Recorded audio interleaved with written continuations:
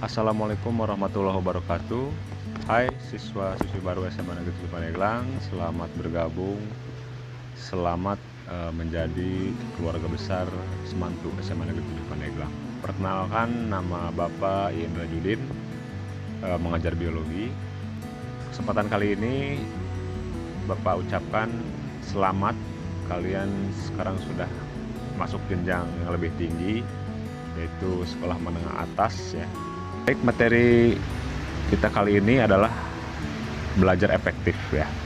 Bagaimana caranya belajar yang efektif? Mungkin kalian sudah banyak mencoba atau bisa browsing di internet, banyak sekali caranya. Dan ini hanya salah satu. Dan kebanyakan gagalnya itu penyebabnya hanya satu sebetulnya. Belum memahami karakter otak ya. Seperti halnya ingin melatih otot ya. Sebelum melatih otot, maka harus diketahui dulu cara kerja otot. Nah, pada umumnya sudah diketahui cara kerja otot itu, otot akan berkembang menjadi membesar, kuat itu jika dilatih dengan diberi beban ya. Sehingga dilakukanlah latihan beban, nge-gym ya, fitness dan sebagainya. Nah, begitupun dengan otak kita. Belajar, sesungguhnya belajar itu kita sedang melatih otak kita untuk menyimpan informasi yang banyak, pengetahuan ya, wawasan, juga untuk melatih proses berpikir, yaitu menganalisis ya, membangun kreativitas, mungkin juga menyimpulkan dan sebagainya. Nah, kita harus tahu dulu cara kerja otak kita. Bagaimana cara kerja otak? Yang pertama, ini yang pertama ya. Seperti smartphone yang kalian pegang saat ini, di dalamnya terdapat ROM dan RAM. Kemampuan smartphone ditentukan oleh keduanya. ROM, read only memory, tempat menyimpan memori, sedangkan yang kedua RAM, random access memory, tempat membuka file, membuka data untuk ditampilkan sementara pada aplikasi. Semakin tinggi ROM, kemampuan menyimpan data, file, foto, lagu, video dan sebagainya itu semakin banyak. Ada yang 32 GB HP-nya kan ya, ada yang 64 dan lebih tinggi lagi. Sedangkan RAM, semakin besar kapasitas RAM-nya, maka semakin cepat proses membuka aplikasi. Bandingkan smartphone yang 1 GB RAM-nya dengan yang 4 GB. Lebih cepat mana? Betul sekali, yang 4 GB ya. Baik, apa hubungannya ROM dan RAM dengan otak kita? Otak kita pun ternyata sama ya, memiliki ROM dan RAM. Bedanya, ROM kita, tempat penyimpanan memori kita itu sangat besar. Kalau ROM laptop, smartphone paling berapa giga, 1 tera mungkin ya. Sedangkan ROM kita, memori kita ini, semua menurut penelitian nih, semua informasi di alam semesta ini kalaupun mau dimasukkan ke dalam otak kita, masuk. Bedanya, tidak semua informasi itu bisa diakses. Kenapa? Karena keterbatasan pada RAM-nya. Nah, ini RAM-nya inilah yang membatasi kita sebetulnya. Jangan khawatir.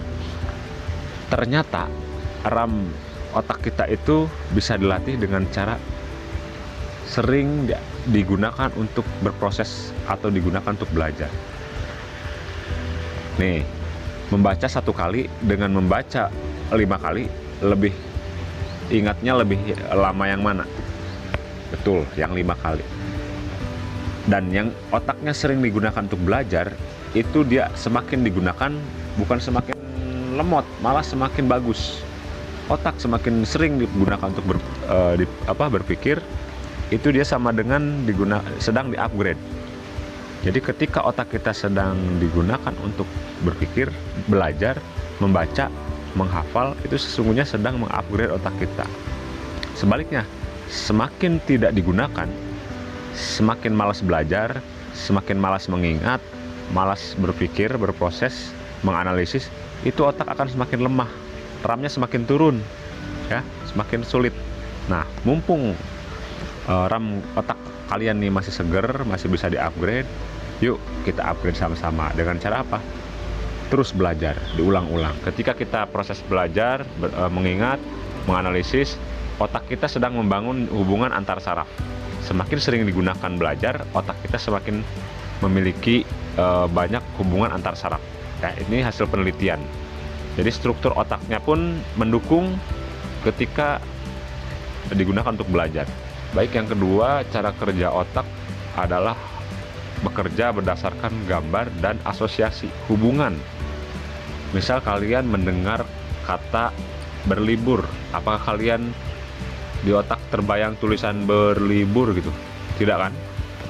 Yang muncul di otak kita adalah pantai, di jalan, gunung misalkan, puncak, atau kolam renang, atau hotel, atau pokoknya yang segala sesuatu yang berhubungan berasosiasi dengan kata berlibur. Jadi segala sesuatu yang berasosiasi dengan kata berlibur akan muncul di otak kalian, akan terakses. Begitulah cara kerja otak. Maka dari itu, bagaimana agar belajar kita efektif? Maka visualisasikanlah belajar kita. Di antaranya yang pertama dengan membuat brain map atau peta konsep seperti ini. Jadi tulis kalimat utamanya, judulnya, kemudian buat hubungan atau garis-garis yang terhubung dengan kata kunci tadi, ya, seperti ini. Yang ketiga, karakter otak atau cara kerja otak. Ternyata otak kita berdasarkan cara kerjanya dibagi menjadi belahan kiri dan kanan, otak kiri dan otak kanan dipisah ya, dan masing-masing punya cara kerja berbeda seperti ini. Ya, otak kiri lebih kepada analisis, berhitung, urutan, logika ya. Sedangkan bahasa, sedangkan otak kanan bekerja atau kecenderungannya kepada seni, keindahan, imajinasi ya, musik, apalagi warna, bentuk, abstrak ya, yang sebelah kanan, otak kanan. Nah, lantas ternyata antara otak kiri dan kanan, otak kiri itu mengingatnya jangka pendek, sedangkan otak kanan mengingatnya jangka panjang. Pendidikan di sekolah, pembelajaran di sekolah biasanya lebih cenderung kepada otak kiri, lebih cenderung kepada otak kiri. Contoh, kalian di absen dari huruf A sampai Z berurutan, itu kan cara kerja otak kiri. Kemudian belajar sangat sistematis, bab 1, bab 2 itu kan otak kiri. Atau kalian dibuat seragam, berpakaian seragam, itu sebetulnya otak kiri, keteraturan, teratur ya.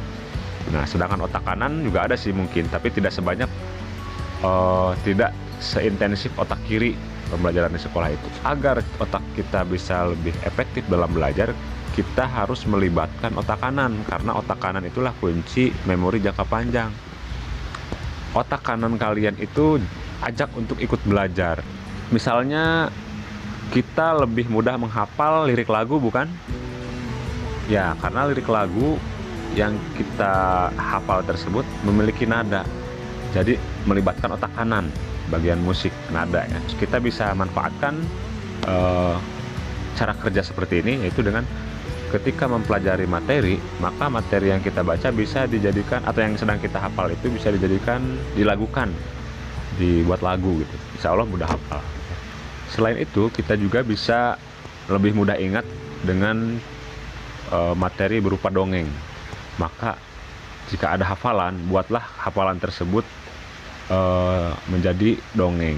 Contohnya ketika kalian diminta untuk menghafal unsur pada tabel unsur periodik di pelajaran kimia ya, misal di situ ada unsur golongan 1A, yaitu hidrogen, litium, natrium, kalium, dan sebagainya, seperti ini. Itu bisa dibuat dongeng. Misal hidrogen jadi Haji, Li, litium jadi Lili, jadi Haji Lili, Na-nya naik, K-nya kuda, Haji Lili naik kuda. Oh, jadi lebih mudah hafal kan? Haji Lili naik kuda daripada H, Li, Na, K, CS, FR dan sebagainya. Nah, kalian bisa buat dongeng seperti itu ya. Yang keempat adalah otak kita memiliki kecenderungan atau gaya belajar masing-masing. Ada 3 jenis gaya belajar secara umum. Yang pertama, pembelajar visual, yang kedua pembelajar auditori, yang ketiga pembelajar kinestetik. Kalian masuk ke yang mana? Mungkin berikut ciri-cirinya ya. Kalau kalian pembelajar visual, biasanya cenderung lebih efektif atau lebih nyaman belajar itu dengan membaca, dengan melihat melihat peragaan, membaca buku, senang menulis. Yang kedua, pembelajar auditori. Nah, ini dia lebih nyaman dengan mendengarkan. Biasanya cirinya lebih cepat hafal lagu-lagu atau iklan di TV. Bahkan bisa menirukan kalimatnya, karena dengan mendengar dia lebih cepat mudah paham. Ciri lainnya dari pembelajar auditori, dia cenderung banyak bicara ya, jadi cerewet lah mungkin, dan kurang suka membaca. Ini pembelajar auditori. Yang ketiga, tipe pembelajar kinestetik. Nah, ini kinestetik, gerakan. Dia tidak suka duduk diam berlama-lama, jadi harus banyak bergerak, berkali itu gitu ya. Jadi ini efektif belajar kalau praktek langsung yang seperti ini. Suka membuat atau menyentuh benda-benda baru, suka menggunakan objek nyata untuk pembelajaran. Dan kelebihan pembelajar kinestetik ini adalah dia kontrol motoriknya bagus ya, keterampilannya. Dan cara kerja otak yang kelima, dan ini yang terakhir yang akan saya sampaikan, adalah otak kita itu bersifat mudah jenuh ya, bersifat mudah jenuh. Maka biar otak tidak mudah jenuh, bagaimana? Pertama, belajar atau pelajari materi yang mudah dulu, belajar dari yang mudah dulu. Bahkan dalam ulangan pun kalian pasti disarankan kerjakan yang mudah dulu, karena ini mengikuti prinsip kerja otak ya. Jangan tiba-tiba langsung yang sulit, otak langsung akan stuck dan buntu, dan akhirnya jenuh, dan akhirnya mengerjakan soal mudah selanjutnya pun akan kesulitan ya. Yang kedua, agar otak tidak mudah jenuh adalah variasi cara belajar atau materi pelajaran harus bervariasi, berbeda-beda, beragam. Misal kalian baca buku kemudian bosan, ganti dengan mendengarkan CD atau mendengarkan rekaman pelajaran. Atau sudah bosan dengan rekaman, lihat videonya misal. Atau bosan lagi, ganti dengan praktek langsung atau survei atau melihat langsung dan sebagainya. Atau bisa juga memvariasikan materinya. Kamu misalkan belajar bahasa Indonesia, sudah bosan, jangan dipaksakan, berhenti dulu, ganti belajar pelajaran yang lain, tematika atau bahasa Inggris dan sebagainya. Jadi variasikan pada waktu tertentu, dalam waktu tertentu otak akan jenuh, harus divariasikan. Dan yang ketiga, agar otak tidak mudah jenuh, ketika kamu membaca buku, itu tidak harus membaca dari bagian awal buku. Siapa tahu bagian penting ada di tengah buku, kamu bisa langsung ke bagian penting. Kalau kamu dari awal, informasi penting di tengah, kemudian pas nyampe tengah otak sudah jenuh, itu kurang efektif kamu mengingat materi penting tersebut.